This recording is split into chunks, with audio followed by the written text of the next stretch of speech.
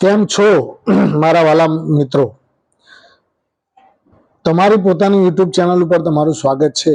આજે 9/4/2024 અને મંગળવારનો દિવસ. મિત્રો, ગુજરાતની અંદર એક બાજુ લોકસભાની ચૂંટણીને લઈને રાજકીય માહોલ ખૂબ જ ગરમાયો છે અને બીજી તરફ ક્ષત્રિયો રૂપાલાના મામલાને લઈને નારાજગી વ્યક્ત કરી રહ્યા છે. કારણ કે રૂપાલાએ જે નિવેદન કર્યું છે એના પછી ધમાસાણ ગુજરાતની અંદર વિરોધ થઈ રહ્યો છે રૂપાલાનો. તો એવામાં પ્રજ્ઞાબા ઝાલાએ જોહર કરવાની એક વાત કરી. જોહર કરવાની વાતને લઈને સરકાર ગભરાઈને પ્રજ્ઞાબાને પણ નજર કેદ કરી દીધા. છેલ્લા 3 થી 4 દિવસથી નજર કેદમાં છે. એના પછી વારો આવ્યો રાજ શેખાવતભાઈનો, કે રાજ શેખાવતભાઈએ જાહેરાત કરી કે હું 9 તારીખે કમલમ ખાતે રાજપૂત સમાજનો જબરદસ્ત ટોળું ભેગું થઈ અને અમે કમલમ ખાતે એનું રેલી કાઢીશું. તો આ વાતની ચીમકીને લઈને કમલમ ખાતે રાજ શેખાવત પહોંચે નહીં એના માટે રાજ શેખાવતને અમદાવાદ એરપોર્ટ ઉપરથી જ ગિરફતાર કરી લેવામાં આવ્યા. અને સાથે થયું શું મિત્રો, એ પણ હું તમને સમજાવું કે આખો ઘટનાક્રમ શું બન્યો. કે જ્યારે ભાઈ એમણે જે અધ્યક્ષે જે વાત કરી રાજ શેખાવતભાઈએ કે જો મને તમે કમલમ સુધી અહીંયાથી એરપોર્ટ ઉપર આવી ગયો છું, જો તમે મને કમલમ સુધી નહીં પહોંચવા દો અને વચ્ચે જો મને તમે રોકાણ કે કોઈ પણ અડચણ ઊભી કરશો તો હું આત્મવિલોપન કરીશ.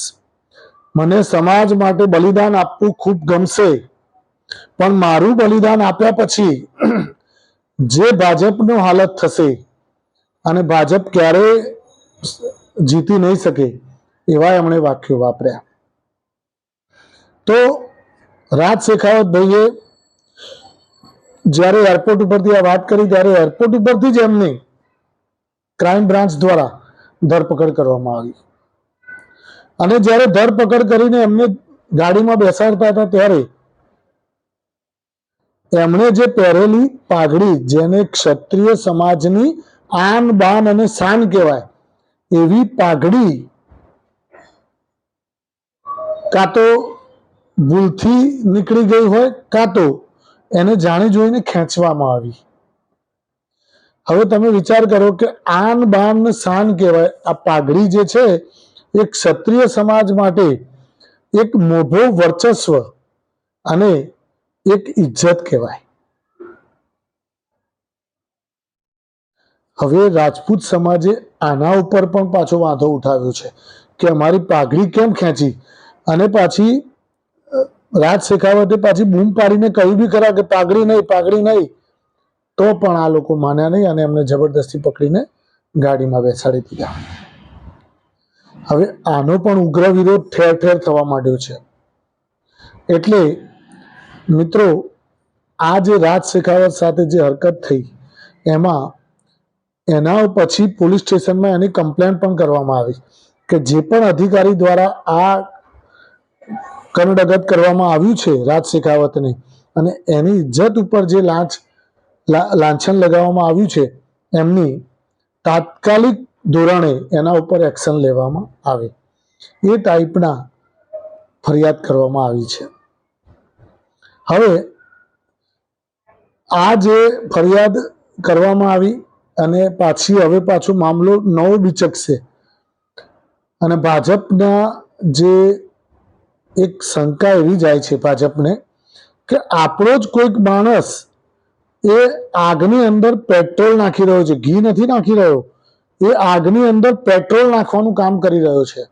એ આપણો જ કોઈક અંદરનો માણસ છે, આપણો જ કોઈક અંદરનો નેતા છે કે જે આપણી વિરુદ્ધમાં આ ક્ષત્રિય સમાજને ભડકાવી રહ્યો છે.